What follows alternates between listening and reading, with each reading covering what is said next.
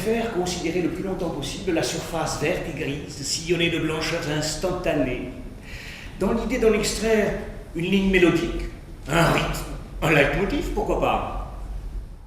Il est un homme sec mais chic, tiré à 4 épingles 24 heures sur 24. Mais son trait principal est sa taille. Ravel a le format d'un jockey. Il lui reste aujourd'hui pile 10 ans à vivre.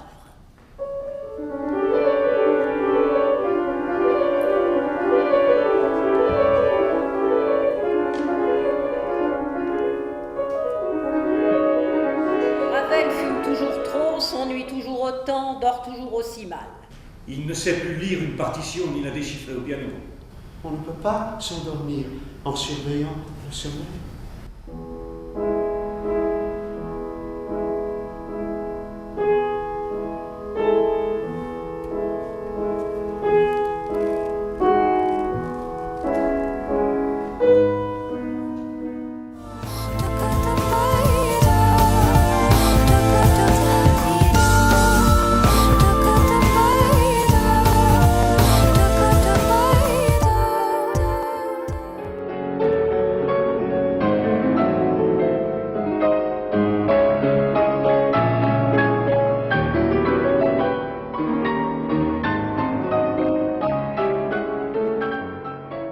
Un gratteur de tête, c'est un personnage très curieux, généralement déguisé en ours ou en singe, et qui se place derrière le chariot du train fantôme à la fête foraine, qu'on appelle la Vogue à Lyon, et qui a la mission de pousser des cris absolument horribles pour effrayer les gens qui sont dans le chariot, et puis gratter la tête généralement de l'élément féminin, de gratter la tête de la jeune fille ou de la jeune femme pour lui faire peur encore plus. Et j'ai été si stupéfait de l'existence de ce métier que j'en ai fait le héros, le narrateur de mon premier et seul roman qui s'intitule L'amour en vogue. Et puis un jour je faisais apostrophe, et un jour un journaliste me dit « Mais au fond, quel est votre métier ?» D'habitude, je réponds toujours, comme vous, journaliste. Et là, du seul coup, je lui dis, gratteur de tête. Alors évidemment, il a été un peu stupéfait. Il m'a dit, ça veut dire quoi? Je lui ai raconté ce que je viens de raconter. Et je lui ai dit, mais évidemment, moi, je gratte les têtes, mais en espérant un effet inverse de celui du train fantôme, c'est-à-dire activer les neurones, exciter la circulation du sang, faire en sorte que les gens aient un peu plus d'attention, un peu plus d'intelligence et soient poussés après l'émission à lire les ouvrages qui ont été présentés. Voilà. Donc j'estime que j'ai été pendant 28 années gratteur de tête à la télévision publique.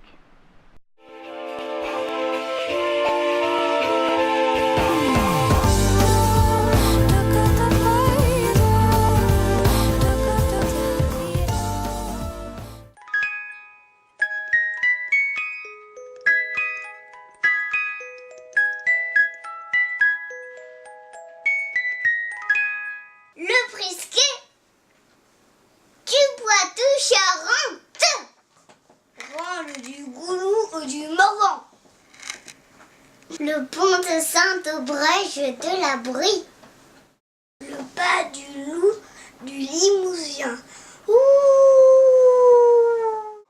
les Pougnettes de Savoie, la Grimacière du Sud-Ouest.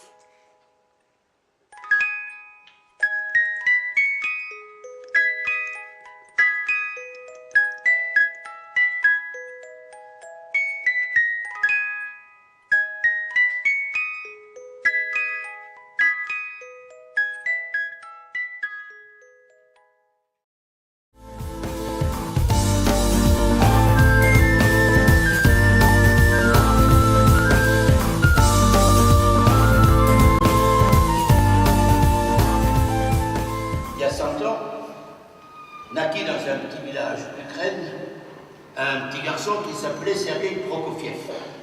À 5 ans, il rêvait d'écrire sa propre musique.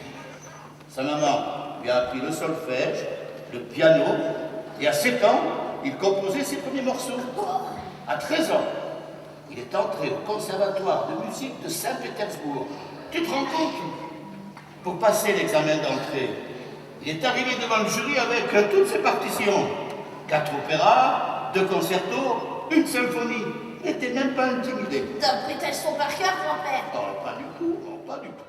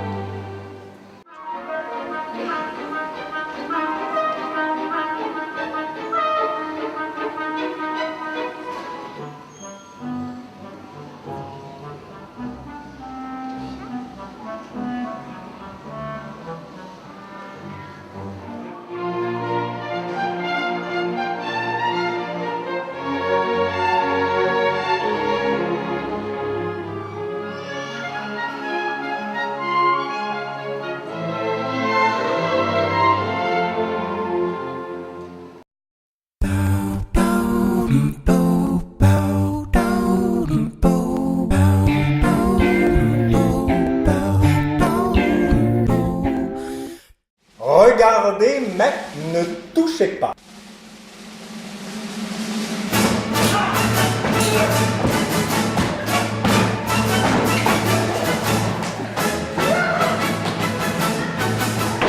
C'est un texte de Théophile Gautier sur l'Espagne. Il ne faut pas toucher à la reine a un accident de cheval. Évanoui au pied d'un arbre. Ma souveraine au pied d'un arbre.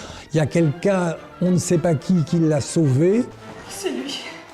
Nous aimons tous deux la même femme. Tout homme qui touche à la reine, même pour la sauver, est puni de mort. Le jeune premier amoureux, la jeune amoureuse, le vieux, le pédant, voilà, tous ces personnages qui habitent la Commedia dell'arte. Non, je saurais bien le forcer à se rétracter. Tombe de mon haut, je ne comprends plus rien. C'est infernal dans Melchior. C'est à la fois très raffiné et très populaire, puisque ça fait allusion à un style qui est le mélodrame, mais un mélodrame distancié. Intercédez pour moi. Laissez-moi, monsieur. À moi sa fortune. À moi son amour. Croyez-moi, c'est de la folie.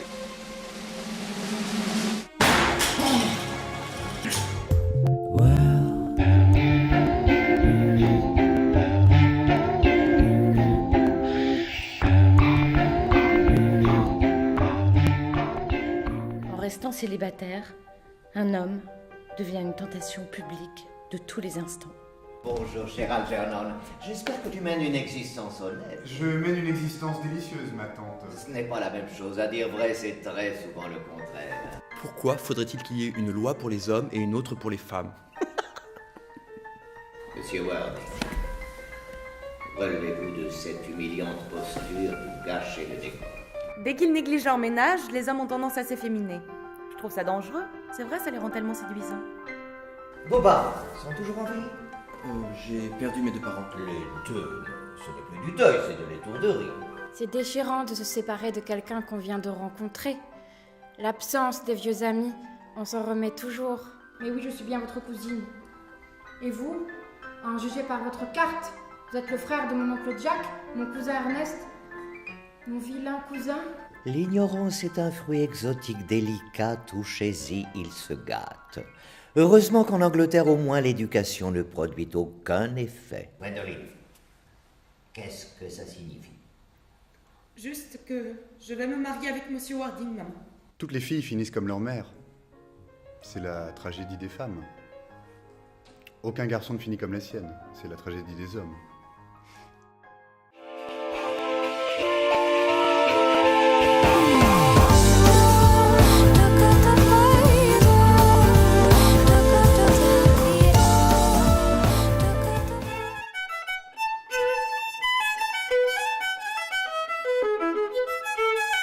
Patrice Fontana-Rosa, c'est l'un des plus grands violonistes de notre époque, qui a une façon donc, très simple et naturelle de faire de la musique, c'est-à-dire avec beaucoup de sourire. J'ai la chance de pratiquer un instrument qui est un langage. J'ai la chance de pouvoir jouer des œuvres qui sont magnifiques, et j'ai envie de les faire aimer à ceux qui vont venir. c'est la musique de Bach. Une musique pleine de sentiments, pleine de vitalité, pleine de tas de choses extraordinaires et magnifiques. J'ai sauté sur l'occasion en me disant je vais enfin pouvoir jouer ces concertos que je jouais toujours quand j'étais jeune. Le Schola Chamber Orchestra, c'est un orchestre qui est composé de 23 musiciens en général, uniquement des cordes. Et cette particularité qui est très rare chez les orchestres de jouer debout avec effectivement leur chef qui est au premier violon. Quand on est assis, on joue jusqu'à la ceinture. Quand on est debout, on joue jusqu'à bas.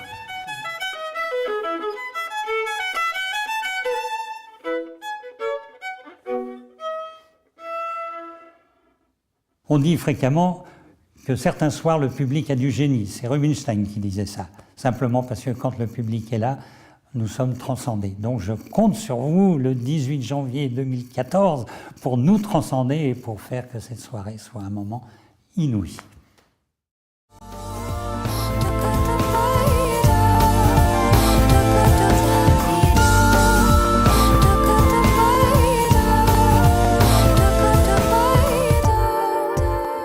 Faust est un savant, un docteur en théologie, magicien, alchimiste selon les versions, qui, déçu du non-aboutissement de ses recherches, invoque finalement le diable qui lui apparaît et avec lequel il signe un pacte en vertu duquel il pourra vivre 24 ans de plaisir et de pouvoir illimité avec Méphistophélès comme serviteur en échange de son âme.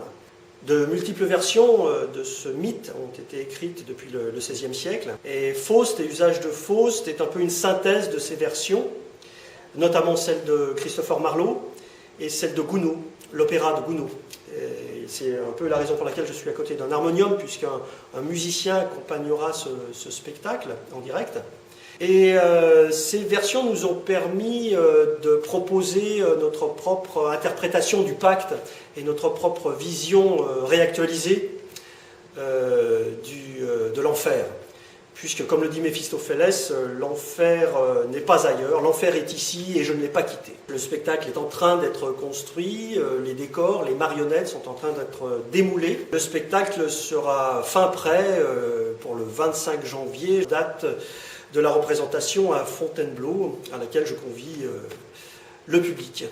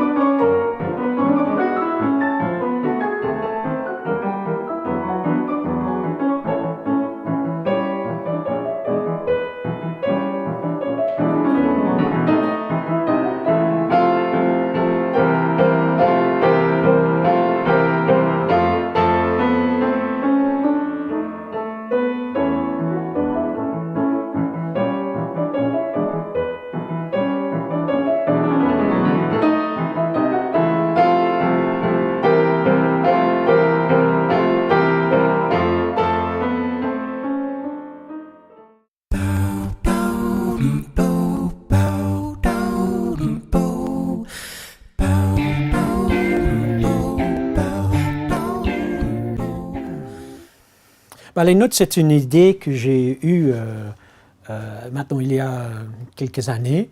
Et tout simplement, j'étais en train de donner les notes, je ne me souviens pas de quel spectacle, mais aux acteurs après une représentation. C'est vrai que j'ai une énergie un peu nerveuse où je me lève et j'essaie de pas forcément montrer, mais juste avec le corps, d'entrer dans le jeu. C'est plutôt comme ça, ou je sais pas, quand tu fais ça, peut-être. Et après, je me suis dit, c'est drôle, peut-être c'est possible de faire un spectacle avec ça. Un metteur en scène qui se trouve dans son décor et qui commence à donner des notes à un public qui prend pour les acteurs. Et peu à peu, il commence forcément à glisser dans les rôles et il finit par jouer le spectacle. Alors Macbeth, j'avais aussi peut-être pensé que c'est un rôle que David, acteur, pourrait imaginer jouer lui-même. Et chez Shakespeare, le registre aussi tragique, suivi par quelque chose de comique, ça va nous permettre d'aller loin, j'espère, avec cette idée. Voilà. Venez le 1er février, nombreux, voir The Notes. Merci. Au revoir.